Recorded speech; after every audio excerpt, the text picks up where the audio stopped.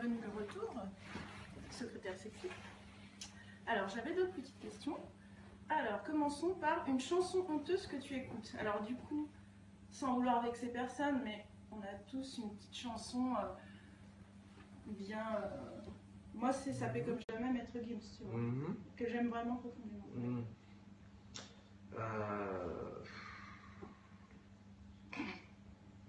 Non mais en fait j'ai envie de répondre sincèrement à ta question, mais je crois pas que, je suis même quasiment sûr que rien de ce que j'écoute n'est honteux.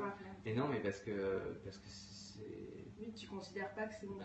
Non, enfin, alors par exemple honteux par rapport à ce que les gens pourraient dire. Je sais qu'après tout ce qui est mainstream en général. Moi j'écoute beaucoup de pop, j'écoute beaucoup Drake, j'écoute beaucoup Rihanna, j'écoute beaucoup j'aime Gwen Stefani plus que tout, j'aime Britney Spears, tu vois, j'aime la pop,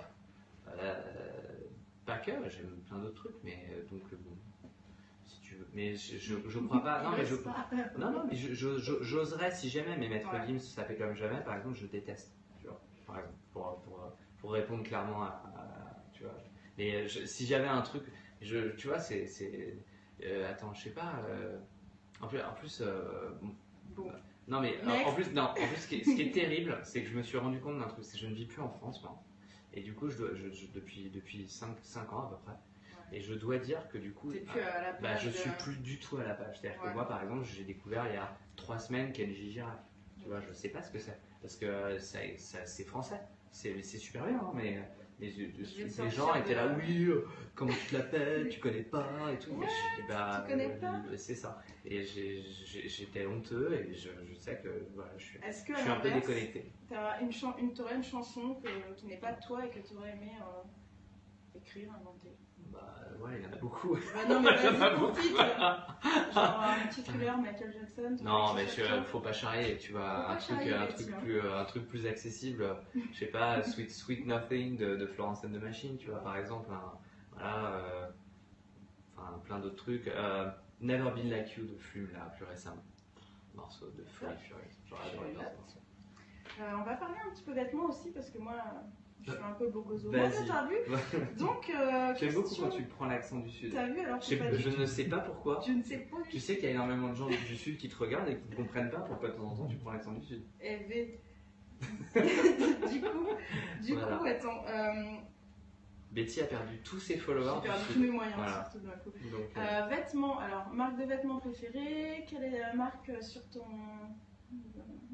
album? Est-ce que tu portes une petite tenue sympathique dont tu voudrais nous parler, une marque que tu aimes bien, une petite sponsor à faire passer l'air de rien, là, si je suis honnête, et j'ai envie d'être honnête, parce que tout à l'heure tu m'as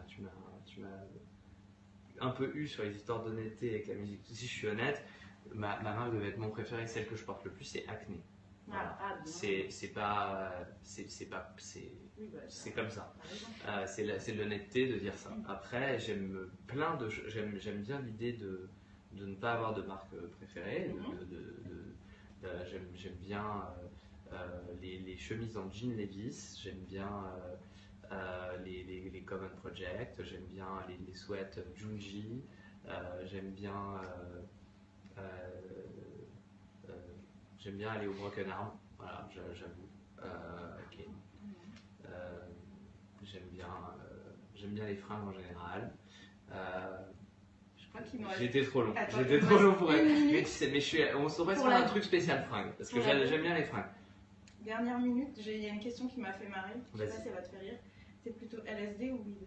LSD ou weed? Je suis plutôt weed. Si je devais. T'as pas trop le choix, parce que weed c'est cool, LSD, c'est ta carrière. Ah oui. Mais en fait, j'ai jamais pris de drogue dans ma vie, à part effectivement 2 joints. Tu sais, quand tu commences, tu fumes pas des joints entiers parce que sinon tu meurs. Donc c'est dans des ambiances, tu vois. Donc 2-3 fois, ça m'est arrivé de tirer sur des joints. C'était assez drôle pour les gens qui étaient autour d'ailleurs, mais c'est ma drogue experience for life. Donc si tu veux, de fait, je suis pas très bien placé pour parler d'LSD et trucs comme ça. Mais il y a pas très longtemps, justement, je disais des choses sur la drogue et la musique, et c'est évidemment. Il y a les bouquins et les bouquins, c'est tout un. Parce que c'est très très lié, oui. Écoute, moi je fais partie de ceux qui font 100. Voilà, et donc voilà. Mais voilà. Merci. C'est parti. On se fait un bisou. Au revoir. Parti. Tadam! Bienvenue Twitter. Oula, je gueule un peu, non? Non, au contraire. Ça va, je gueule pas trop. Il faut que ta voix parte quand même, parce que c'est le petit micro est là-bas. Vas-y. Alors donc, Martha, on est ensemble aujourd'hui avec des macarons Twitter à ton effigie. Je dois dire que je suis quelqu'un de très gâté dans la vie. Mais moi, j'ai le seum. avoir des macarons avec des macarons, ah oui, avec ton petit nom dessus et le petit truc avec Twitter, c'est c'est vrai que c'est des goodies. Je sais pas si vous le faites à chaque fois, mais franchement, c'est très sympa. Je vais d'ailleurs en manger un direct. Moi, je peux pas. J'ai fait une overdose. Oups. Alors, nos amis sont avec nous. Ouais, ils ont des questions à nous poser. Je crois qu'ils ont des questions à nous poser. Et donc, nous allons y répondre. Et alors, on va regarder en live. Ouais. Peut-être tu peux nous dire s'il y a des questions. Oui, il y en a certaines. Il te tarde de mixer à l'EMF. Alors, très bien. On rentre dans le vif du sujet direct. Vas-y. Ce qui est très bien. Bouche pleine, macarons. Ils sont très bons d'ailleurs. C'est des très bons macarons, je tiens à vous dire. Alors, en France, il y a maintenant un très gros festival électro mainstream qui s'appelle l'EMF, Electro Beach Music Festival, organisé à Port-Barcarès dans le sud-ouest de la France. Il y avait Interville avant. C'est un peu le nouveau Interville. C'est peut-être un petit peu ça. J'ai un vague souvenir d'Interville, ça ressemble pas à ça. Et ce qui est super, c'est que ce festival est devenu en quelques années un très beau rendez-vous, très attendu, pris très au sérieux par tous les mecs de l'électro dont je fais partie, à casquette ou sans, aujourd'hui c'est avec. Voilà, et évidemment, j'ai la chance cette année de revenir pour la 3e fois dans ce festival et de jouer le 14 juillet. C'est facile, ça fait un... Voilà. Et du coup, effectivement, je suis en train de préparer quelque chose d'un petit peu spécial pour cette date. Je ne sais pas exactement quelle était la question, mais en tout cas, j'en ai bien parlé. C'est le 14 juillet 14 juillet. Ok. Alors écoute-moi, j'ai noté des petites questions. Donc, coq à l'âne, hein? C'est l'idée. Coq à l'âne. Donc, qui est le plus fort entre toi et Bob Sinclair au tennis? Donc, ça tombe bien, il y a Roland Garros, les pauvres ils peuvent pas jouer. Alors, c'est une très bonne question. Je vais essayer d'y répondre précisément. On n'a jamais pu faire le match, donc on ne peut pas en être totalement sûr. Je pense qu'il a un meilleur style que moi et je suis un style de tennisman, mais et je suis très très fair. Je pense qu'il joue mieux que moi. Mais si on fait un match, je pense qu'il y aura match car j'ai un meilleur service que lui. Et au tennis, le service c'est très important. D'accord. Voilà, c'est une réponse de gros nerd de tennis, mais bon, c'est la période, Roland Garros, tout ça. Alors, coq à l'âne encore, moi j'ai une question, c'est est-ce que tu préfères rouler une pelle à un mort ou manger des criquets grillés? Manger des criquets grillés. Ah, ça tombe bien. Tu préfères les criquets ou les larves? Alors là, t'as pas compris, c'est pas du tout le thème. Aujourd'hui, on n'est pas du tout dans un délire cricket et larves, on est dans un délire macaron, tu vois. Et donc je vais. Ah, c'est sûr que je mangerai ni de cricket ni de larves. Mais. Comment je suis déçue. Mais non, parce que. En fait, toi, t'as préparé une interview Interville. Tu sais, Fort Boyard. En fait, c'est ça. Tu t'es dit, je vais faire un truc émission de télé, un peu jeu, tout ça. Mais pas du tout. On est là que pour parler de tes beaux yeux, de tes beaux cheveux et de musique. De mes cheveux moussés. C'est le seul truc. Et donc on enchaîne justement avec une autre question musique qu'on va nous dire. Alors, une autre question musique. Donc attends, ils nous ont un. Quand va sortir donc ton dernier clip, Do It Right? Alors voilà. Super, le clip, ça j'ai une réponse très simple, il sort dans une semaine, même pas. Je pense vendredi cette semaine. Je suis très très excité à l'idée de sortir ce clip car je l'ai déjà vu et il est cool et on a très bien travaillé avec une grosse équipe de gens qui m'ont aidé à faire ce clip et j'en suis très très fier et donc j'ai trop hâte de le sortir. Et j'ai le droit de dire que je l'ai déjà vu? Tu as tout à fait le droit, je suis un peu contrarié que ce soit le cas mais tu as tes entrées, tu as tes... Moi je pensais que c'était exclu mondial, qu'il n'y avait que moi, L'Oréal et 2-3 voilà. Il y avait un mot de passe, on m'a dit. Ah d'accord. Voilà. Bon. Est-ce que ça t'a plu? Je l'ai trouvé très beau et justement je voulais, je te demanderai après où avait été. emmener. Ouais, très bien. Parce qu'il était vraiment très joli. Écoute, il a été tourné dans une demeure architecturale créative réalisée dans les années 70, quelque part en Espagne, pas très loin de Valence. Voilà. D'accord. Alors, question. Attends, j'ai pas vu cette question-là. Bah, je veux bien la voir. poser, Ah, ton secret pour cette fabuleuse moustache. alors j'ai beaucoup travaillé sur la moustache. Ça m'a pris à peu près un an et demi pour arriver à quelque chose de présentable. Donc on est passé par des étapes horribles. Et puis une fois qu'on est arrivé à peu près là, tu vois, là il y a une petite photo de la stage.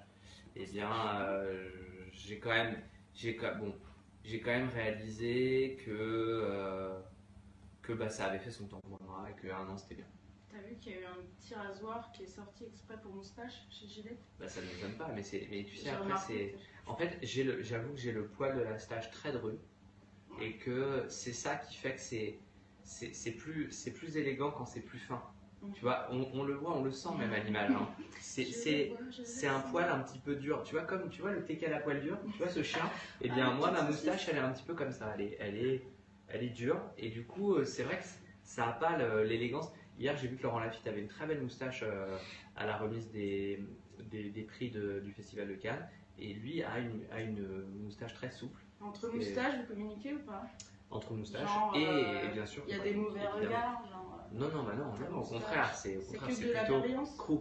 D'accord. Tu vois, squad. Moustache, squad. Ok, alors attends, parlons de moustache. Quel est l'endroit le plus cool en France pour mixer? J'en sais Paris. rien. Non, bah, de toute façon, ça sera jamais une ville. Il y a des endroits hyper cool pour mixer dans toutes les villes. T'as un bon souvenir en particulier Je suis sûr que par exemple, Il y avait dans ton le studio, dans ton appartement, c'est un très bon endroit pour mixer. Voilà par exemple un très bon endroit. Je suis sûr que si tu lances une invite, plein de gens auront envie de En plus, tu sais que je me suis acheté des platines. Et bien voilà. Donc, Nous y tu es voilà. bienvenue pour... Et bien parfait. Alors, penses-tu chanter à nouveau sur de prochains titres? Oui, sans que ce soit une obligation, une obsession, une vraie question. De toute façon, j'écris quasiment toujours mes titres en les chantant. La plupart du temps, je les fais rechanter par des vrais chanteurs. Et si, comme c'est arrivé pour Night Out ou pour Hey Now ou pour même Intoxicated, ma voix fonctionne et que c'est bien, que ça me plaît comme ça, je garde ma voix. C'est comme ça le deal. Bonne réponse. Dans la nouvelle génération de producteurs DJ, quel est ou quels sont tes préférés? Parce que c'est vrai que là, on est dans une super génération, les DJ sont méga stars. Ils te remplissent des salles de concert et ils te font des grandes scènes à Coachella. Donc, je pense que là, on est. C'est vrai, t'as raison. Vous êtes des restas, quoi. Est-ce que là, t'en as? C'est vrai, bien sûr, il y a des nouveaux, il y a beaucoup de nouveaux talents très intéressants et que je suis. Parmi mes chouchous et sans ordre de prédilection, il y a un peu la nouvelle scène anglaise en ce moment, à savoir KDA, Billy Kenny,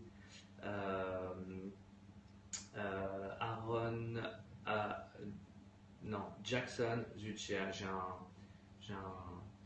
Aaron Jackson, si c'est bien ça, voilà, Aaron Jackson.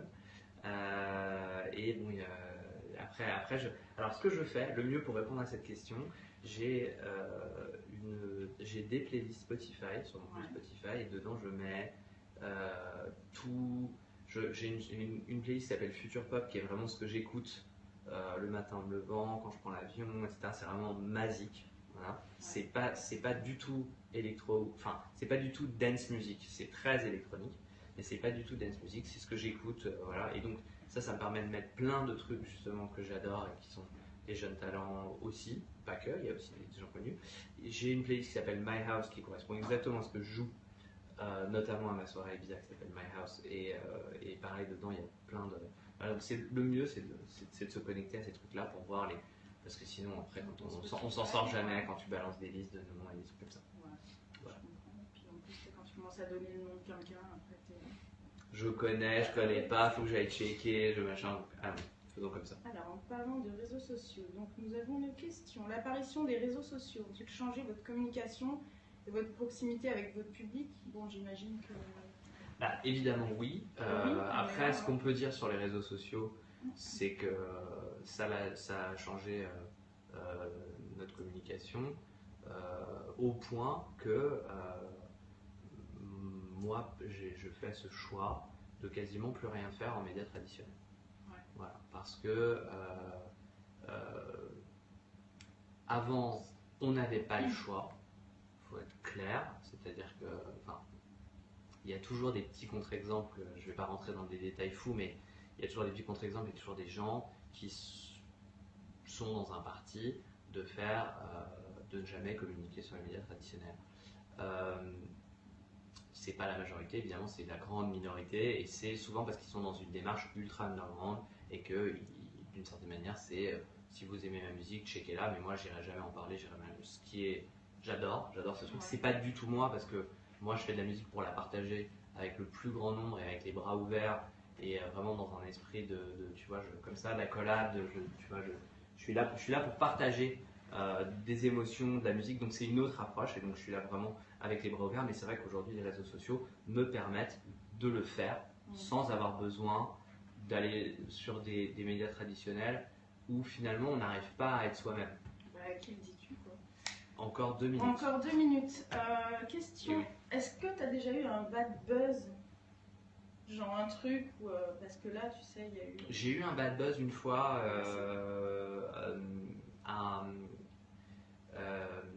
au Texas. C'était pas Houston, mais c'était une autre ville du Texas, je me souviens plus, c'était il y a 5 ans. C'était San Antonio, exactement. Bravo. Et j'ai joué un festival et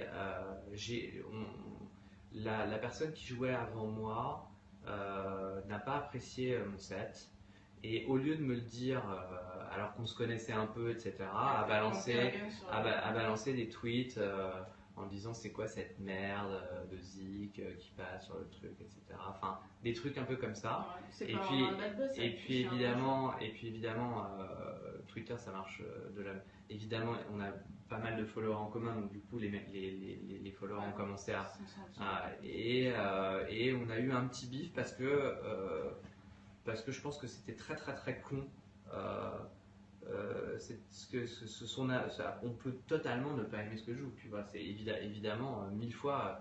Moi-même, il y a plein d'artistes que j'aime bien ou pas et dont j'aime la musique ou pas. C'est pas du tout un problème. Mais c'était fait d'une telle manière, tellement un peu mesquin par derrière, machin, que ça m'a saoulé et donc du coup je lui suis rentré dedans un peu violemment et je pense que c'est pas un très good buzz de faire ça, mais après on est humain. Ouais, parfois, rien dire et parfois on réagit, c'est normal quand on est. Voilà. Du coup, je crois que. Superbe. Oh, c'est bon.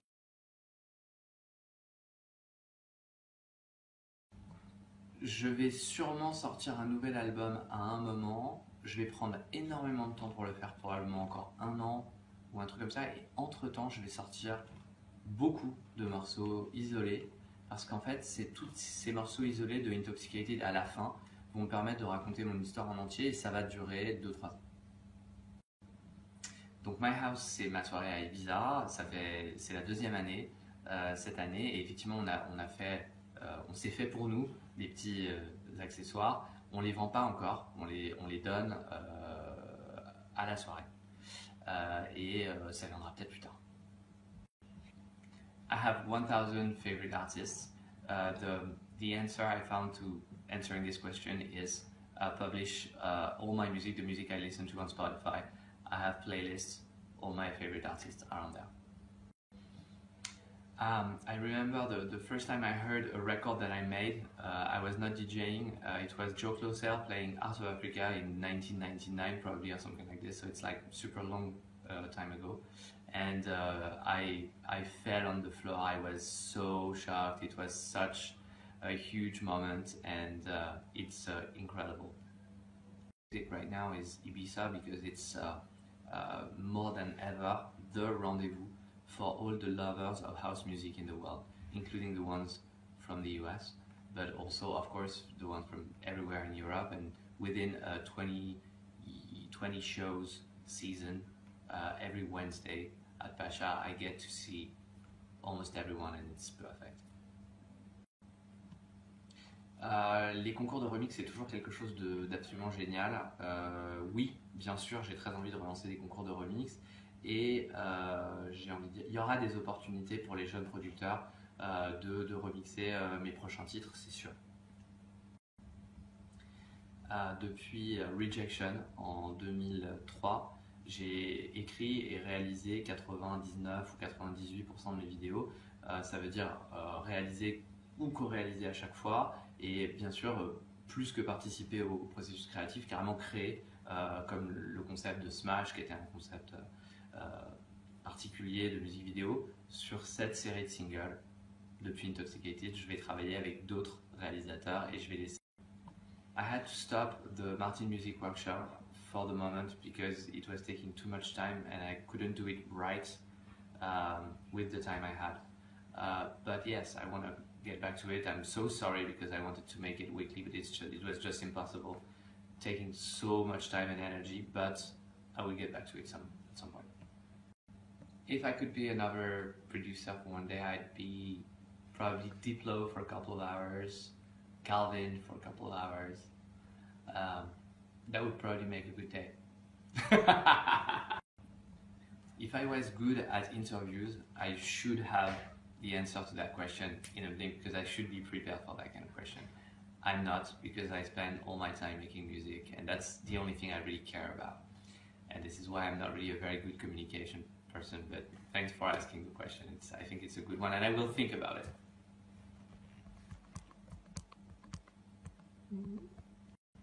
So I have two favorite tracks at the moment. The first one is the obvious one, but it's the Drake single called One Dance. Everyone loves this song, but I really do. It brings back all the memories from like my tropical moments, and I think it's just absolutely awesome. Plus, I'm a huge Drake fan, as everyone knows. My other tune of the moment is a KDA remix of Jody Abacus. Don't mix this. KDA, Jody Abacus. When I get to Ibiza, most of the time, first thing I do is go to any beach and get a little bit of food. There is always some place where you could get a salad or a grilled fish or something. The quality of life in Ibiza, it's a little bit like that. This is one of the things I really love, and it inspires me then for the shows and for the music I make there. Late in publishing all my tour dates. You can find them on the internet, you can find them on my website, you can find them everywhere. They are not all on yet, but they will be soon, and of course I will let you know on Twitter.